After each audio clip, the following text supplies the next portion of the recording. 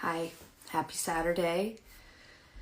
Having a very nice, chill night. I really needed that. I made myself a nice dinner and I was feeling into what to share today. And this is a 30-day celebration of finding the joy and nourishment, even in hard times, painful times, destabilizing times, and also just different times of great change. And this is in celebration of kicking off the launch of my book, Dark Times Catering, which is all about that and the experience of finding the spiritual and emotional and physical nourishment to rebuild after it felt like all was lost. And, when I work with private clients, I do containers where each week I channel a love letter from their Akashic record and I create special images for them. And we watch the story build week to week. And I love working with people for some time, some months, because we really get to watch things build, and we get to watch the energy of the themes build upon each other. And I'm already seeing that in our 30 days, And so the first day of this adventure was about really giving ourselves permission to be the nourishment and to receive the nourishment. And the second day was becoming or the next day after that, which was yesterday, was becoming a lover of reality.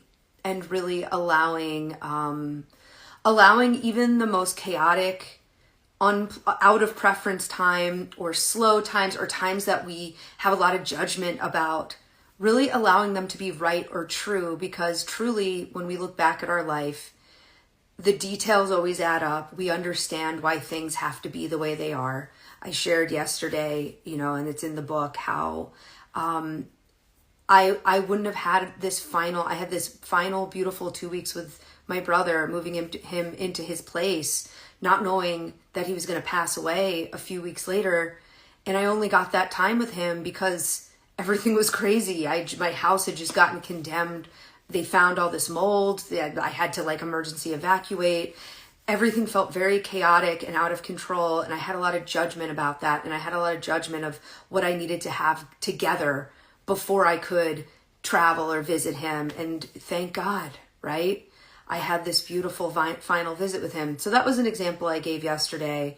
And I'm sure you can find examples in your life of things where now you look back and realize it had to be that way. And our work is to realize that has always been the case. There's always a way we're going to build from what came before. So can we allow the things where we don't know the ending yet? We don't know how it turns out. We don't always know why things have to be the way they are. Will we allow that now, even before we know, oh, okay, it's because of this? So that was yesterday. It was being a lover of reality. And today is day 4. And when I tuned in, I just have been feeling a lot of things today. I've been watching what's taking place in Chicago. Chicago is a very special place to me. It's my favorite place. It's a city I lived in for a long time that still feels like a second home. And I lived in Humboldt Park. And there's just some really horrible things happening today with infiltrating these neighborhoods with a lot of people of different cultures, people who've come from different countries and worlds. A lot of people who already have had a tough life. Hey, Marina and Vanessa, and now it's just a continuation. And just really beautiful people. And I've really, it's been very intense to see these places that I know very well and to watch what's going on there. And so I've just, this evening I just was taking a long walk and sort of being with nature and feeling that. And, it's an intense thing. Something that I think about with this book and in general is it's intense when we're watching people, when we're watching experiences, and we ourselves have these experiences or we're observing them, where we're watching trauma happen in real time. And if we're someone who's done trauma work. Maybe we're, I'm thinking of, Vanessa, right? Like if you're someone who actually works with people on trauma, or you've done your own trauma work, like we are all watching things right now or experiencing things that will change people forever, right? Like there's no going back. A lot of the people who had the experiences that happened in Chicago in these last few days, like their life is forever different. And that's like an intense, heavy thing. And then like something else I think about though is like trauma is the initiation for so many of us. And so much of the great work and so many people are brought into their purpose and their strength, and they bring forward the medicine and the art, and they come into why they're here. I know that was my experience. I feel like that's true for many people. It's like you come into your why through the craziest shit that ever happens to you, or that you witness, or that you're somehow a part of. And so I'm thinking about that too. Like people right now in real time, the thing that was heavy for me is knowing the trauma and the generations and the ruptures. Yeah. And the ripple effect that is happening. And like, we just see, our whole culture right now, the things that are off are undigested trauma that we all inherited. Like that's why a lot of things are the way they are right now. It's undigested trauma we've inherited. And now we're watching many people receive like the next dose of trauma that may be inherited down the line. But the thing I really think about too is that we are also watching people be catapulted into their purpose and initiated into what they're here to do. And, I hear a lot of people now say like, this is a repeat. Look at things that happened in the past. And I really, as I was sitting in the energy with the Akasha before I started this video, I really just was reminded and really given the message, like, don't get into that idea, because really we've never had a time like this. This doesn't have to be a repeat. We have never had a time where people have this much access to each other's stories and each other's feelings, and to be able to share storytelling and share art and like, publish a book they want to publish, right? Like or share through their social media profile. Like this is such an amazing Aquarian age where it doesn't have to be a repeat. We are revisiting things that were not digested and healed, but we don't have to be like, oh, we know how this turns out. That does not have to be true. We've never lived in a time like this.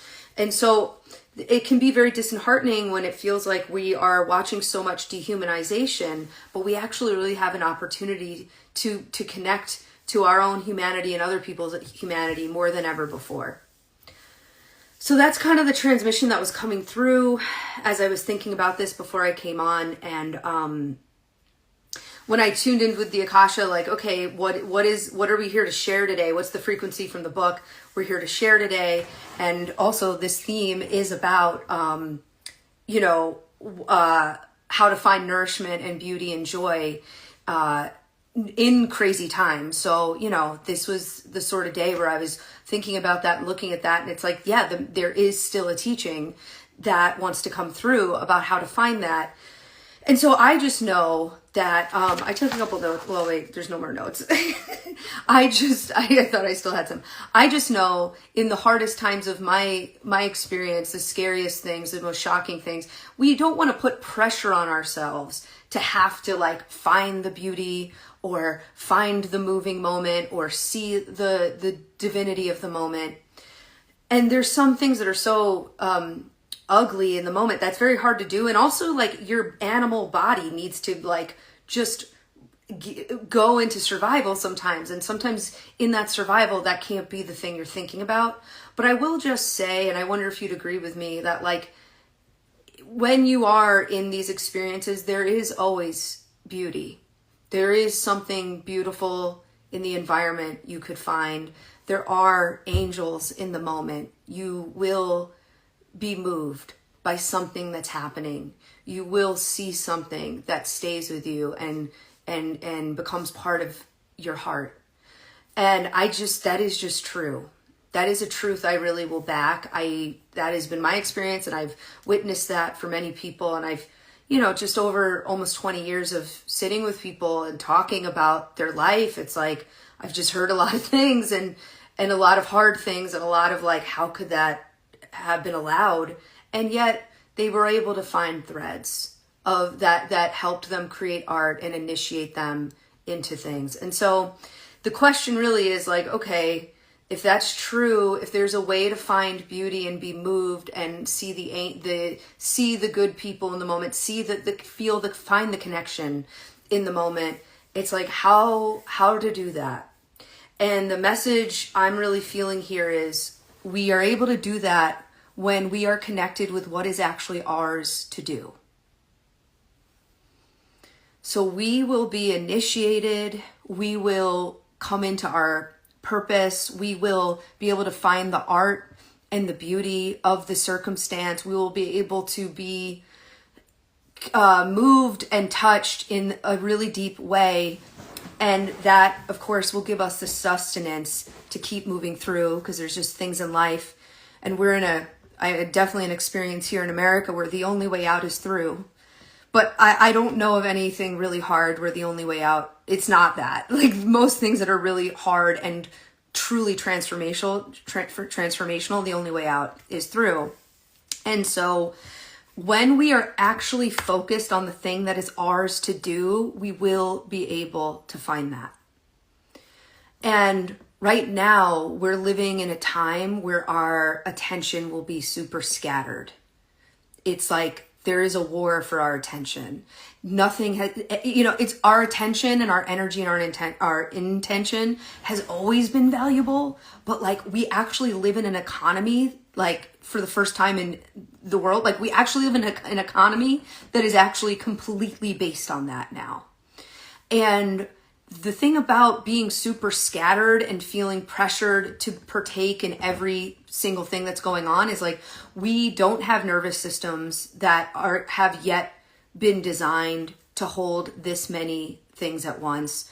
And we're all here for a different thing. So we are not all meant to go 100 behind every single thing that's going on in the world. We are here. We are all called to certain things and to be very specific about certain things. And eventually, if we all really get in touch with what is ours to do, we will weave the whole thing together. But we all have our own specific threads.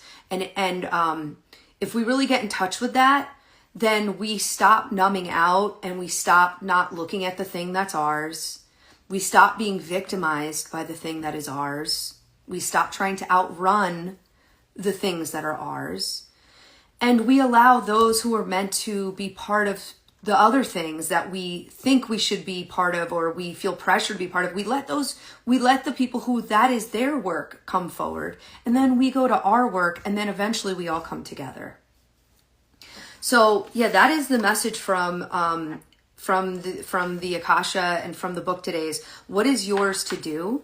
Now, I'm going to, let me feel where I go. We're going to do a little bit of energy, just a little bit. Then I just want to read you a really small piece of the book that has to do with this theme. Do we do the energy first or the book first? Oh, okay. It's actually the book first. So I'm just going to read you this little piece and tell you a little piece from the book. And then we're going to end this experience by, if you've been feeling really scattered, and you've been feeling like, where do I even look and like, what is even going on? We're going to bring your energy in and you're going to get really in touch with what is yours to do. And one of the parts of the book that feels really powerful for me, because in the experience I was having this moment, I remember I was just sort of like, if I ever write a book, I feel so alone. I feel so alone in this experience. And I bet someone else has had this experience. And if I ever write a book, I'm going to write this scene so that it is witnessed. And in doing that, someone else might also feel witnessed in this moment. So I'm not going to read you the whole chapter, but basically this chapter is about halfway through the book. And so at this point, the book is, you know, this experience of rebuilding after a lot of loss in my family. So in this part of the book, my grandmother and my brother had both passed away. My house the whole thing had happened with the mold. And I had left Los Angeles, where I was living in Venice Beach, and I had been in Miami, where my brother had just moved. And then I had to go back to LA, and I just had to get real, like, okay, I'm not moving back here. Like, this house is got whatever, but also like my life is over at this time. So I went back and I had to move out of this house, and I had to box everything and take suitcases. And I flew back to New York, to my hometown, before going back to Florida. So no one had been in my mom had been at my brother's place with me for like most of the summer. So like no one had been in our family home all summer. And I had to bring my stuff back there, because once that was handled, you know, I was going to go back to Florida. We were going to have to get everything out of Gabe's place. So I just had to like get everything back to New York. And this is a place I was really trying to run from. I had a lot of unresolved feelings about my hometown, about my family home, about trauma that I just had not fully been digested, because I had felt such pressure to immediately have our family story be inspirational and immediately begin like working with people as a healer. There was a lot I hadn't dealt with until this big loss. So I was coming back to by myself to my mom's house on Long Island, and I had all my stuff, and I had to bring it into the house, and it was like so triggering. It's like I get to the front door and there's just like stacks of memorial letters because no one's been home. You know, I had to like get those or condolence cards rather, and I had to bring those in. And then I come in and it's like everything from my grandmother's house, because she had passed right before Gabe passed, that we hadn't been able to handle yet, because this all happened at the same time. And then I go upstairs, and my old bedroom, my brother, before he passed, had been recovering from surgery at my mom's house, and he actually had been staying in my old childhood bedroom for a couple months. And so I go upstairs to bring my suitcases up, and it's all his stuff. All his stuff he didn't bring to Miami. Like, all his stuff is in the closet. All his, you know, healing items from recovering from the surgery are on the desk.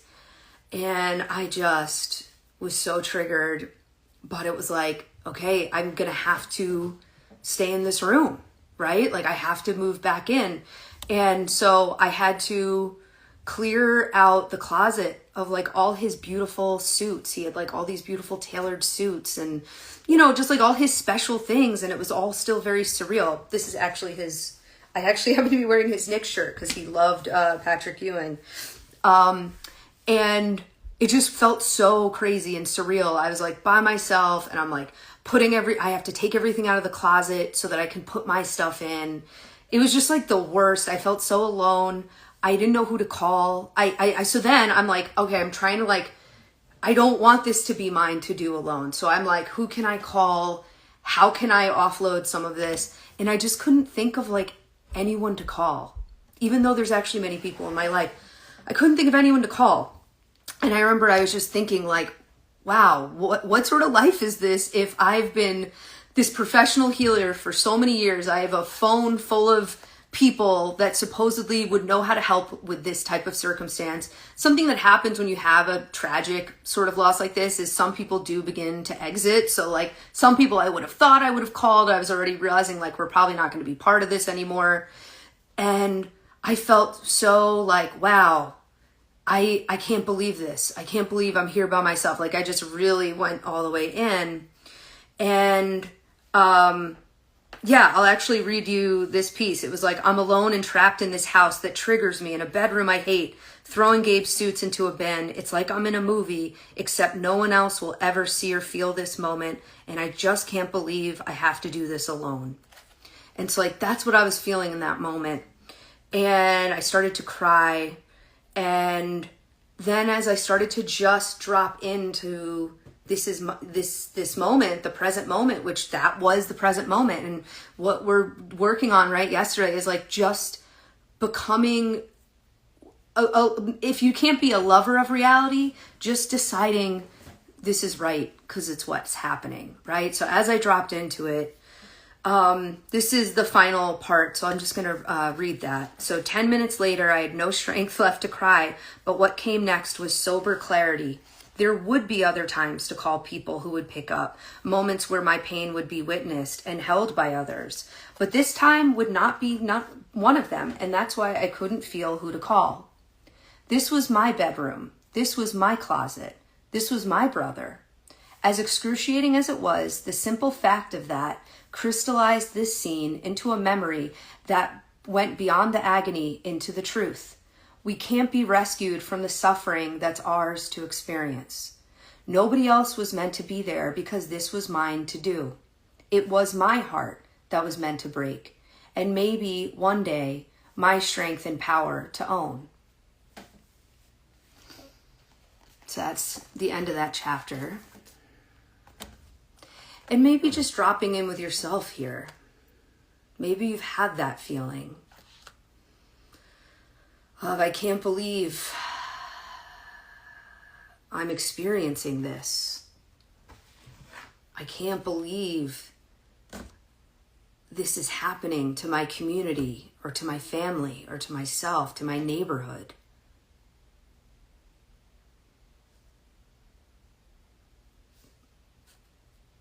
But this is, what if that is true? This is your neighborhood, your family, your community, your life, your journey. What if this is yours to do? Letting yourself just drop in with that. And letting any energy that has been scattered as you watch and witness and hear and feel so many things right now, let yourself come back to center and connect with what is yours to do.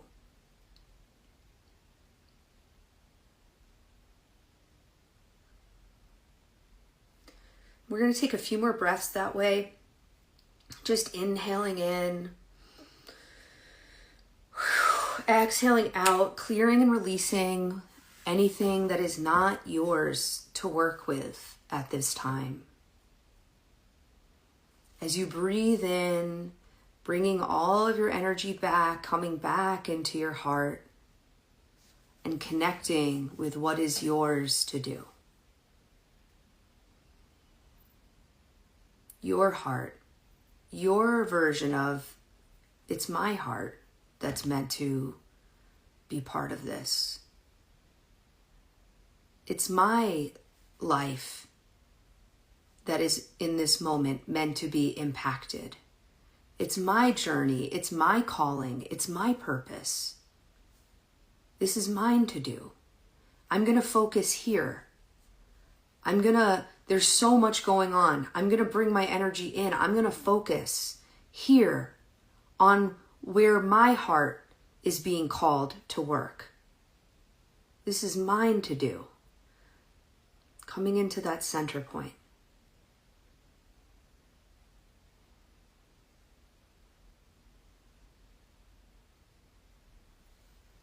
And just hold that for a moment.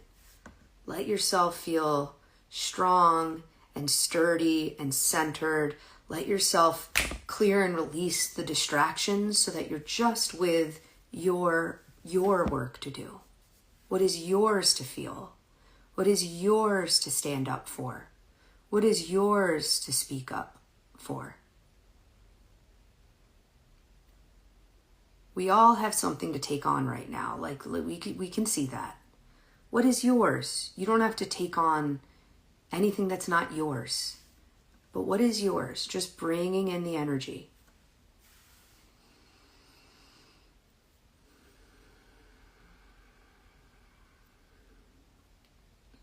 Letting yourself feel your feet. Hey, Catherine. Feet on the ground, connected to your purpose, your work, your calling.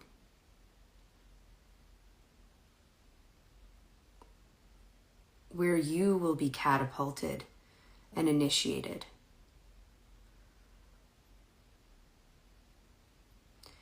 And once you feel connected to that, just exhaling out,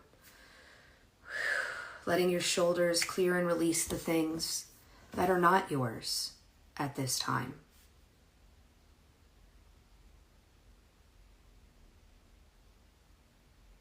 We just bring in the prayer.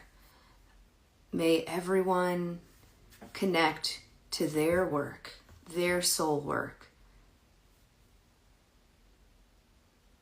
May everyone find their way to where they are being called. We can't outrun what is ours to do. And let's just sit and hold that vision of everyone waking up to their purpose, to the true purpose, their true soul purpose,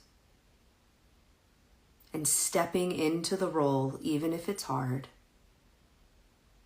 finding the bravery that's always been inside of them, because when we step into our great work, all of a sudden the bravery, it's like time released. All of a sudden the bravery comes up and we feel it and we have it and we can do it. Because it's ours to do.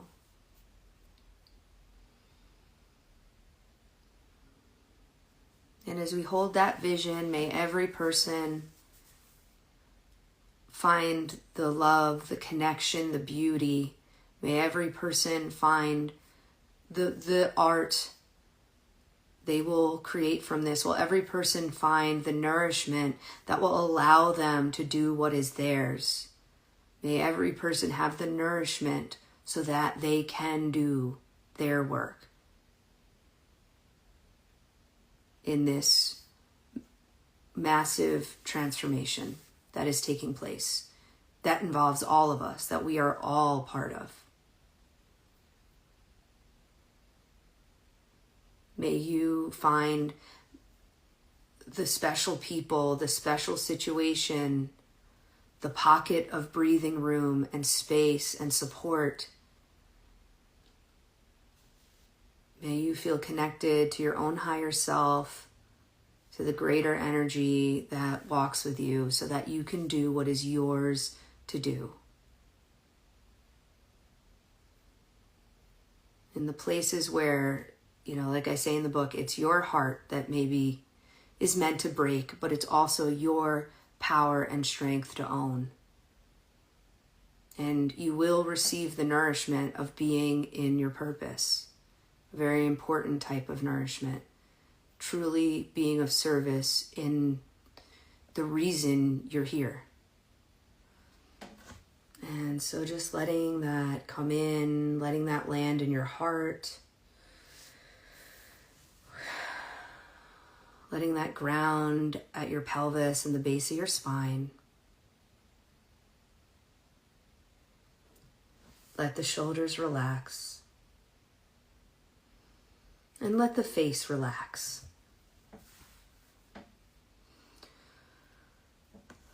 And let the heart relax. And trust you will be supported to do what is yours. You will be supported. Knowing that the work will continue beyond this time. We've cleared what we needed to clear.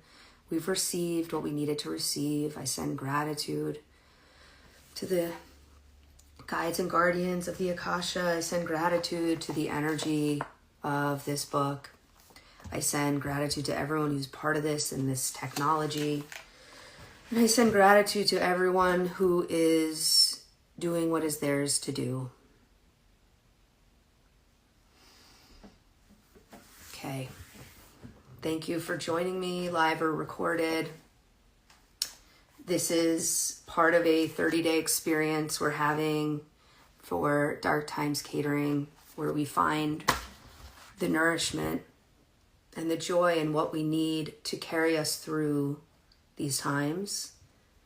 And there's a collective time I'm feeling, but whatever's happening for you, we're all the main character of a very profound story. And then all of us together create another profound story, but both are very important and both are very very much in a state of transformation at the moment. So yeah, I'm sending you a lot of love, and thank you for being here with me. Aw, thank you, Catherine. Yeah, I felt very moved today, but it's yeah, we're doing what we're here to do. And yeah, we'll be back here tomorrow. So thank you for joining me, and we will talk then. And if you're interested in the book, I'll put a link to that, and there'll be an opening ceremony you're also welcome to come to on October 21st. All right. Thank you. Thanks so much for being here.